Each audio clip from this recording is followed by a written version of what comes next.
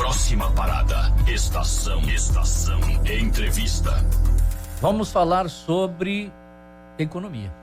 Economia que não está fácil, na realidade, de economizar agora, nesta época, né? Porque está todo mundo apavorado. O que aconteceu? O preço do arroz. Hoje eu recebi uma foto de um óleo de algodão. Eu nem conhecia, né? Essa coisa. Bom, enfim, óleo de algodão. Subiu 200%. O feijão e, assim, outras mercadorias também. Nós estamos em linha com economista e contador, diretor do Instituto Brasileiro de Gestão e Planejamento Tributário, professor da Faculdade Brasileira de Tributação, Alex Fidelis Maciel. O que está acontecendo com a nossa economia? Boa tarde. Boa tarde, Adilson. Boa tarde, Morgana. Tudo bem? Tudo bem, se não tiver que comprar 5 quilos de arroz. É verdade, né? Então, Adilson, isso é uma coisa muito simples de se responder, porque como tudo na economia, é tudo muito interligado, né? Não é somente o arroz, existe toda uma cadeia de produção para se produzir o arroz. Um dos grandes problemas nossos é a desvalorização do real, né? O dólar subiu muito, então praticamente todos os insumos para a produção agrícola são importados. Então aumentou o preço para se comprar esses insumos para a produção do arroz, produção do feijão e assim por diante. Acaba que o produtor repassa o preço e assim vai aumentando o valor até o consumidor final. Nós temos acompanhado que muitas safras estão tendo boas colheitas, né? Mas além dessa questão da alta no dólar, Alex, a questão das exportações também interfere, e como que interfere?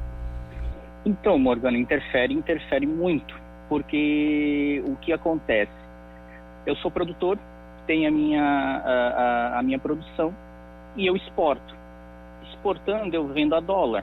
Então, vamos dizer, eu vendo no mercado internacional a $1 o quilo, o mesmo quilo que no Brasil eu vendo a 50 centavos, por exemplo. Então, é muito mais vantajoso eu vender por exterior, eu como produtor, do que abastecer o mercado interno. Não abastecendo o mercado interno, inflaciona o preço, porque a oferta é menor que a demanda.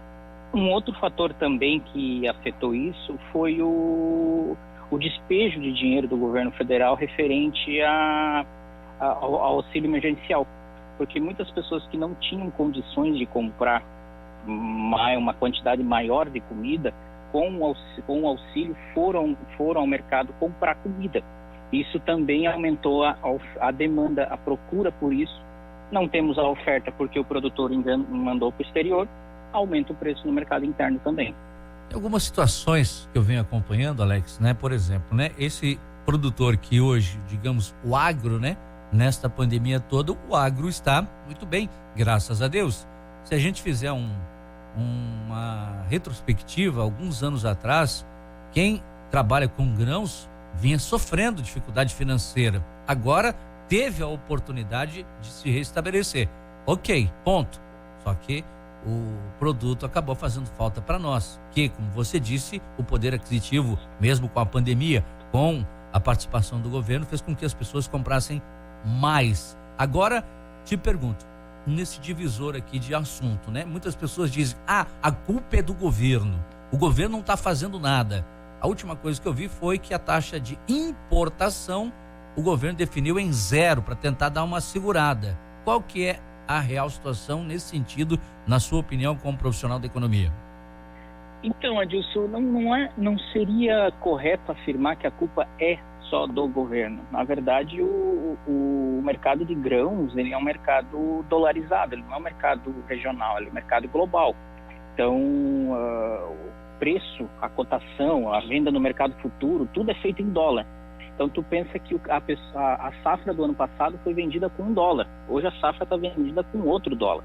No começo do ano o dólar começou a R$4, nós chegamos o dólar no pico da pandemia quase 6. Hoje nós estamos em 5,30.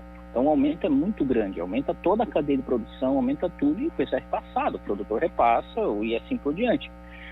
Não vejo como a culpa do governo. Pode-se ter outras políticas, pode-se ter algumas políticas, mas isso é muito mercado. Esse é o livre mercado, que até o próprio governo federal defende muito. É o livre mercado. O produtor tem a liberdade de vender para onde ele acha que vai ganhar mais, né?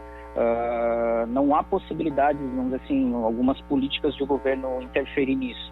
A gente já viu o governo interferindo em preços, como no caso da energia elétrica, da gasolina, em outros tempos, que não deu certo, né? Esse congelamento de preço não funciona. Quanto à importação, o governo tenta, vamos dizer assim, aumentar a oferta no mercado para diminuir preço. Não sei se isso vai ter efeito tão imediato, Adilson, porque as safras já foram negociadas a um valor e esse valor provavelmente vai se manter. Então, dificilmente vai cair tão drasticamente de um dia para o outro. A tendência é cair, porque começa a se equilibrar os estoques internacionais, teve a pandemia também, afetou muito disso, que as pessoas estocaram comida, né, porque ficaram mais em casa. Então, a partir do momento que se equilibra os estoques da compra e da venda, o preço tende-se a voltar a mais ou menos o ponto de equilíbrio dele, que era o que a gente vivia antes, um pouco maior do que efetivamente foi um dia, né? Nada que aumenta muito volta ao preço que era antigamente.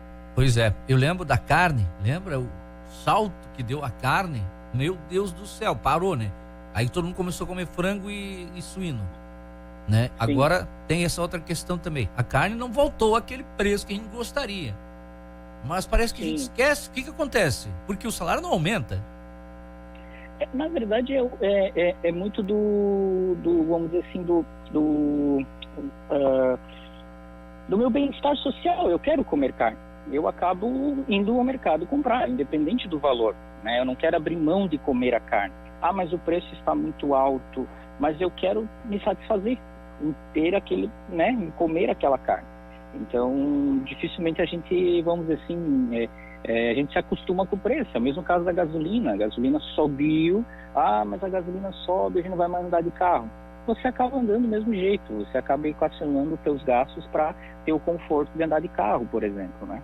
Então, tudo muito que a gente chama de economia sensorial. É o meu sentir. Eu quero ter esse conforto, eu quero ter esse benefício e eu acabo pagando e equilibrando em outros lugares, né? Justamente, Alex, a gente falava, né, sobre essas alternativas que o governo e os supermercados apontam aí, mas na prática, para quem vai no supermercado toda semana, essa alta nos preços vai continuar? A gente sabe que, mesmo ali com a questão do auxílio emergencial, uma grande parcela da população ficou aí desempregada e quem sofre ainda mais com esse aumento nos preços são os mais pobres, né? Como que a gente, como consumidor, pode se organizar para conseguir fazer as compras, já que, infelizmente, o salário mínimo não acompanha esses aumentos, né? E a gente pode ter uma expectativa de que a situação vá melhorar? Sim, Morgana, a expectativa é que a situação vá se regularizar, sim, porque os preços se equalizam, né, no custeio para a produção. O estoque de alimento também se regulariza. A gente tem que lembrar que algumas safras estão na entre-safra, então, né, diminui a produção porque está no período de entre-safra, então aumenta também o preço por causa disso. Então, a partir do momento que os estoques se equilibrarem, o produtor começou a absorver todo o custo, né, porque a tendência do dólar não é baixar muito do valor do que ele está hoje. Então, se equilibra o preço, você consegue ter um padrão do que vai me custar para produzir, eu vou ter mais ou menos ideia do quanto eu vou poder vender. E esses preços devem se equilibrar um pouco para baixo. Então, quanto ao consumidor, não há uma previsão de que amanhã esse preço despenque e volte ao que era antes.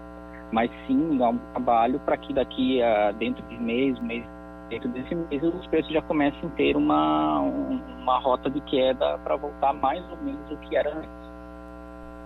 Economista, contador, diretor do Instituto Brasileiro de Gestão e Planejamento Tributário, professor da Faculdade Brasileira de Tributação, Alex Fidelis Maciel, muito obrigado por enquanto aqui pelo nosso papo.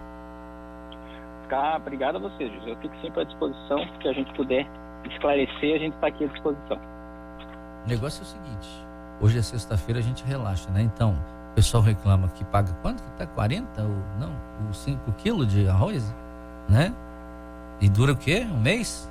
E a caixa de cerveja 30 dura 2 horas, né?